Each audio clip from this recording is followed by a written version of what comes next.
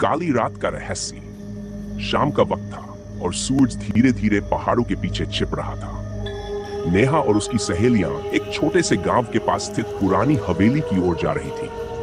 गांव में उस हवेली के बारे में बहुत सी डरावनी कहानियां मशहूर थी। लोग कहते थे कि उस हवेली में एक काली साड़ी पहने औरत का भूत रहता है जो आधी रात को रोता हुआ दिखाई देता है। नेहा की सहेली साक्षी ने सबसे पहले प्रस्ताव रखा था कि क्यों न उस हवेली की सच्चाई पता की जाए। सभी सहेलियां रोमांच के लिए तैयार हो गई। वे सब अपने कैमरे और टॉर्च के साथ हवेली में घुस गई। हवेली की हालत जर्जर थी। दीवारों पर दरारें थीं, फर्श पर धूल और मकड़ी के जाले लगे हुए थे। अंदर घुसते ही एक अजीब सी ठंडक महसूस होने लगी। नेहा की नजर एक बड़े पुराने शीशे पर पड़ी जो हवेली के मुख्य हॉल में लगा हुआ था।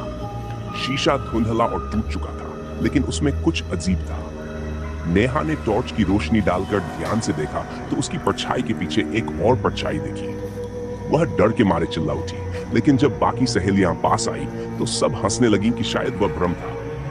वे सब हवेली के एक एक कमरे की तलाश करने लगी। एक कमरे में दाखिल होते ही वहां एक पुरानी डायरी मिली। डायरी में लिखा था कि उस हवेली की मालिकनी विभा अपने पति की मौत के बाद से पागल हो गई थी। वह काली साड़ी पहनकर दिन रात रोया करती थी और फिर एक दिन अचानक गायब हो गई। गांव वाले कहते थे कि उसने खुदकुशी कर ली थी, लेकिन उसकी लाश कभी नहीं मिली। जैसे ही नेहा डायरी पढ़ने लगी, कमरे में अचानक तेज हवा चलने लगी और दरवाजे अपने आप बंद हो गए। सभी सहेलियां दरवाजा खोलने की कोशिश करने लगी, लेकिन दरवाजा जैसे जाम हो गया था।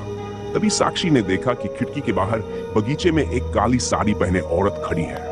उस औरत की आंखें लाल थी और चेहरा आधा जला हुआ था। उसने नेहा की ओर इशारा किया और जोर से चिल्लाने लगी। आवाज इतनी भयानक थी कि नेहा के पैरों तले जमीन खिसक गई। वह औरत धीरे धीरे हवेली की ओर बढ़ने लगी। सभी सहेलियां खिड़की से दूर हटकर कमरे के कोने में दुबक गई। अचानक कांच की खिड़की चटक कर टूट गई और हवेली के अंदर एक जोरदार ठंडक फैल गई।